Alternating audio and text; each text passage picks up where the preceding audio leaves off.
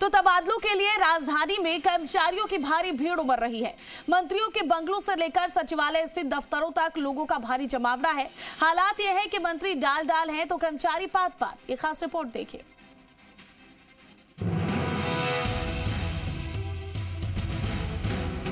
आगे मंत्री, पीछे कर्मचारी। राजधानी जयपुर में कमोबेश हर जगह यही हाल है। सुबह सुबह मंत्रियों के घरों पर कर्मचारियों की भारी भीड़ उमड़ रही है। जैसे ही माननीय सचिवालय पहुंचते हैं तो कर्मचारी भी पीछे पीछे सचिवालय पहुंच रहे हैं। जैसे जैसे तबादलों की आखिरी तारीख यानी 5 जुलाई नजदीक आ रही है, वैसे वैसे कर्मचारियों के दिलों की धड़कन भी बढ़ने लगी है। डिप्टी सीएम प्रेमचंद बैरवा के कार्यालय में कर्मचारियों का सैलाब उमड़ रहा है। उच्च शिक्षा से लेकर परिवहन विभाग तक के कर्मचारी डिप्टी सीएम से तबादलों की गुहार लगा रहे हैं। हालांकि डिप्टी सीएम प्रेमचंद बैरवा सबको तबादले की दिलासा दे रहे हैं। अब इनमें से खुशकिस्मत कितने होंगे, ये तो सूचियां जब बाहर आएंगी तब ही पता चलेगा। कि हमारे यशस्वी मुख्यमंत्री भजनलाल शर्मा जी आम लोगों का ध्यान रखते हैं। इसी तरह से कर्मचारी अधिकारियों ने भी जो मांग रखी है उन्हीं के बतौर ये खोले गए हैं। निश्चित रूप से उनकी जो कहीं भी कठिनाई होगी वो इसमें दूर करेंगे। पीएचडी महकमे का भी कमोबेश ऐसा ही हाल है। मंत्री के गांधीनगर आवास से लेकर सचिवालय के मंत्रालय भवन तक कर्मचारियों की भारी भीड़ उमड़ रही है। मंत्री के सामने धर्म संकट ये है कि एक तरफ उन्हें पेयजल आपूर्ति से जुड़े तमाम प्रोजेक्ट तय समय पर पूरे कराने हैं, साथ ही बेहतर काम करने वाले कर्मचारियों का हौसला भी बनाकर रखना है ताकि कहीं भी पेयजल आपूर्ति प्रभावित नहीं हो। कन्हैयालाल चौधरी खुलकर कह रहे हैं कि जिन्होंने समर्पित भाव से विभाग में काम किया उन्हें उनकी मनपसंद की जगह पर पोस्टिंग मिलेगी। जिन्होंने लापरवाही बरती वो दूर दराज के जिलों में जाने के लिए तैयार रहे। उनको जहाँ वर्क ज़्यादा वहाँ पे लगाएंगे, जहाँ पे थोड़ा सा काम करने में लापरवाह बढ़ता है उसको ऐसी जगह पे लगाएंगे जिससे क्या कि काम सफल नहीं हो, क्योंकि पेयजल व्यवस्था सुचारू रहो, टाइम पे काम करे।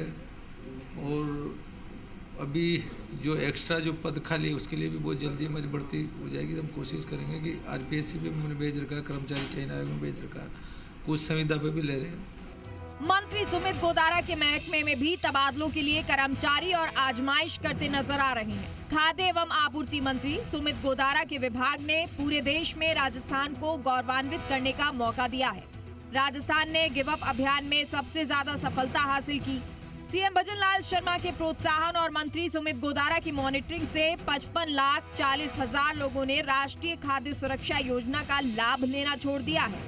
उपभोक्ताओं तक राशन के गेहूं से लेकर गैस की आपूर्ति तक में बेहतर काम करने वाले अधिकारी कर्मचारी अब मंत्री से अपनी पसंद की जगह पर ट्रांसफर की उम्मीद कर रहे हैं। देखिए, ये भी एक जीवन का हिस्सा है। और नौकरी में वो चाहे राजनीति में, जैसे कई कर्मचारी अधिकारी बाहर हैं तो हर का इच्छा होती है कि अपने घर के पास जाए, अपने परिवार के पास रहे। ये भी स्वाभाविक मानव प्रवृत्ति है। उसी में जो काफ़ी लंबे समय से जो बाहर काम कर रहे हैं तो कई ऐसे भी हैं, कई पारिवारिक कारणों से, कई और अपने निजी कारणों से स्थानांतरण की इच्छा रखते हैं। तो उनमें जो भी हम हैं कागज़ को देख रहे हैं, जो एप्लीकेशन आ रही है, और उस पर प्रयास करेंगे जितों का जो हो सकता है नियमों के तहत उनका कार्य करने का। तबादलों के लिए हर जगह मारामारी मची है। यूडीएच डिपार्टमेंट से लेकर जल संसाधन महकमे तक में कर्मचारी घर के नजदीक पहुंचने का सपना लेकर मंत्रियों से फरियाद कर रहे हैं। मंत्री झाबर सिंह खर्रा पर साथी मंत्रियों से लेकर विधायकों तक का दबाव बहुत है। नगर पालिका से लेकर नगर परिषद तक और नगर निगमों से लेकर यूआईटी तक में जमे अफसर कर्मचारी तबादले के लिए मंत्री के घर के चक्कर लगा रहे हैं। पर मंत्री जी को फिलहाल तबादला लिस्ट तैयार करने की कोई जल्दबाजी नहीं है। जल संसाधन मंत्री सुरेश रावत के यहाँ भी तबादला एक्सप्रेस अभी ज्यादा रफ्तार पकड़ती दिखाई नहीं दे रही।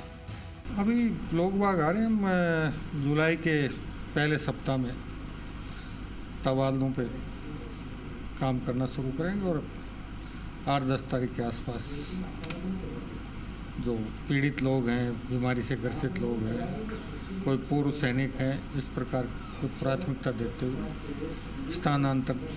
देखिए, निश्चित रूप से स्थानांतरण का जब बैन हटाती है सरकार, तब लोगों में एक उम्मीद रहती है कि बहुत सारे लोग अपने घरों से दूर रहते हैं, बहुत सारे लोगों की अपनी एक जेन्युइन प्रॉब्लम रहती है। निश्चित रूप से वो अपने स्थान पे, इच्छित स्थान पे जहाँ पे वो चाहते हैं, सरकार भी ध्यान रखती है कि जहाँ जिसको आवश्यकता हो, वास्तव में कोई जेन्युइन प्रॉब्लम हो, तो उसको राहत देने का काम सरकार ने समय समय पे किया है। तबादलों के इस दौर में सबसे ज्यादा परेशान 3rd ग्रेड शिक्षा और स्वास्थ्य विभाग के कर्मचारी हैं, क्योंकि सरकार ने इनके तबादलों पर फिलहाल कोई फैसला नहीं किया है। शिक्षा मंत्री मदन दिलावर ने स्पष्ट कर दिया कि जिनका अभी प्रमोशन हुआ है उनका ट्रांसफर नहीं होगा। उधर स्वास्थ्य मंत्री गजेंद्र सिंह खीवसर ने तो अपने आवास के बाहर नोटिस चस्पा करवा दिया और साफ साफ लिखवा दिया कि जन सुनवाई में तबादलों को लेकर कोई चर्चा न करें। विभाग में तबादलों पर प्रतिबंध है।